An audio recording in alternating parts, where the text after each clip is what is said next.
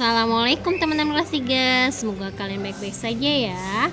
Hari ini kita akan mempelajari tema 1 subtema 3, pembelajaran 3, 4, 5, dan 6, pertumbuhan dan perkembangan ikan, kupu-kupu, katak, dan nyamuk. Simak baik-baik ya. Pernahkah kalian melihat ikan? Tentunya pernah ya, karena ikan adalah sebagai hewan peliharaan dan dikonsumsi sehari-hari. Ikan adalah makhluk hidup yang hidupnya di air. Ikan ada yang hidup di air tawar, yaitu ikan emas, mujair, gurame, ikan gabus, ikan lele. Ada juga ikan yang hidupnya di air payau, yaitu ikan tawes, bandeng, kerang. Dan juga ada ikan yang hidupnya di air laut, ikan tuna, ikan cakalang, ikan teri, ikan paus, ikan hiu, dan lainnya. Nah, kalian tahu tidak ciri-ciri ikan? Ciri-ciri ikan adalah bernafas dengan insang. Kemudian mempunyai sirip yang berguna untuk mempermudah ikan berenang. Selanjutnya adalah ekor untuk keseimbangannya ketika berenang.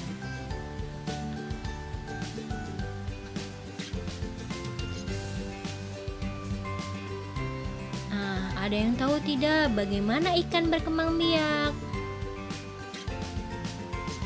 Ikan berkembang biak dengan cara bertelur.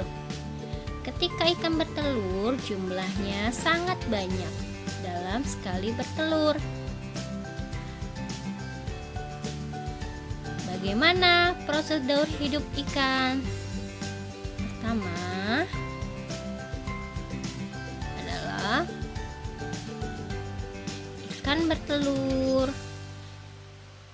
mengeluarkan telur yang banyak, kemudian terbentuk larva ikan, kemudian menjadi ikan-ikan kecil, kemudian menjadi ikan dewasa, dan seterusnya. Ikan itu mengalami proses pertumbuhan.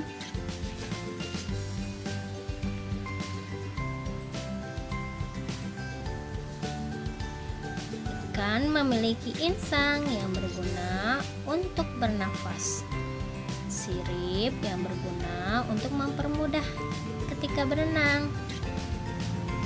Nah, sekarang pembelajaran sebelumnya kalian mengetahui perkembangbiakan ayam, mulai dari telur, kemudian tumbuh menjadi anak ayam, kemudian menjadi induk ayam. Kupu-kupu juga sama, berkembang biak dengan cara bertelur. Yuk simak daur hidupnya dan perkembangannya. Nah, kupu-kupu daur hidupnya dimulai dari telur. Kupu-kupu betina bertelur, kemudian telur itu dia letakkan di atas dedaunan. Telur menetas menjadi larva atau ular. Larva adalah hewan muda yang akan berubah bentuk ketika menjadi dewasa. Larva kupu-kupu disebut ulat. Ulat memakan daun-daunan. Makin lama ulat berkurang jumlah makanannya dan gerakannya. Akhirnya ulat diam, tidak bergerak.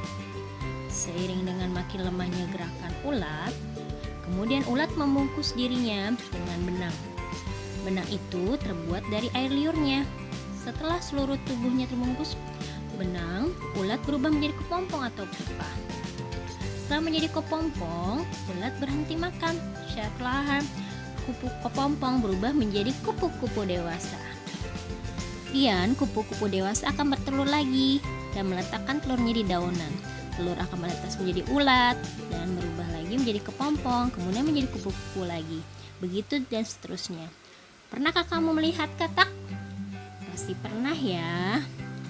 Hewan ini adalah hewan yang hidup di dua alam, atau yang disebut adalah amfibi. Katak bisa hidup di air dan di darat. Daur hidup katak. Pertama, daur hidup katak dimulai dari telur. Telur akan menetas menjadi berudu atau kecebong.